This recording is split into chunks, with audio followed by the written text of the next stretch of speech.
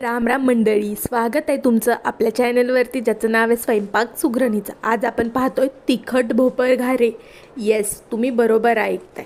काही काही बाई म्हणतात आमच्याकडे ना कोणी गोड खातच नाही, त्यामुळं मी गोडाचं करायच्या भानगडीतच पडत नाही। अशा माझ्या सगळ्या मैत्रिणींसाठी मी बनवती आज तिखट भोपळ घारे। तुम्ही नक्की ट्राय करा।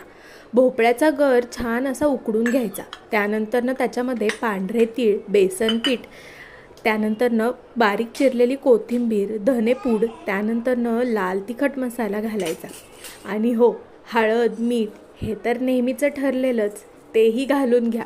आणि मग काय, छान आपला ओवा हातावरती चुरून घालायचा, म्हणजे त्याचा छान फ्लेवर उतरतो।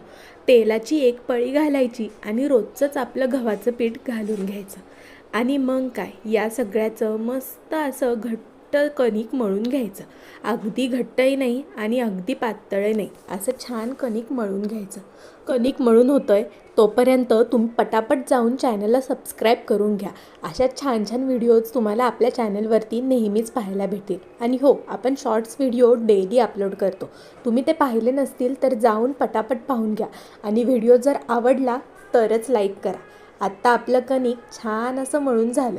छान तेलाचा हात लावून कणिक आणखी मऊसर असं मळून घ्यायचं आणि अर्धा तास रेस्टसाठी ठेवायचं। अर्धा ते पाऊण तास आपलं कणिक छान असं मुरलेलं आहे। आता या कणकेचे आपण छान छोटे छोटे गोळे तयार करून घ्यायचे, कारण आपल्याला याच्या पुऱ्या लाटायच्यात आणि त्यापासूनच तयार होणार आहेत आपले भोपळ घारे। तेव्हा आता मी तुम्हाला एक गोष्ट सांगते। कसं आहे मंडळी, मी इकडनं एकटीच बोलवते, अगदी फोन तोंडाजवळ धरून, पण जेव्हा तुम्ही तिकडनं मला कमेंट कराल, तुमच्या मनातल्या गोष्टी सांगाल, तेव्हा आपला हा दुहेरी संवाद चालू होईल। त्यामुळं इतका वेळ नुसता व्हिडिओ पाहताय, व्हिडिओ शेवटपर्यंत तर पाहाच, पण एक तुमची कमेंट नक्की सोडून जावा। आणि हो, आता आपले गोळे तयार करून झालेत। जितकं शक्य असेल तितकं कमी पीठ घेऊन लहान लहान पुऱ्या तयार करून घ्या। आणि तुम्हाला जर एक्झॅक्ट गोल आकाराच्या पुऱ्या हव्या असतील तर वाटीने किंवा एखाद्या डब्याच्या झाकणाने छान अशी पुरी तयार करून घ्या।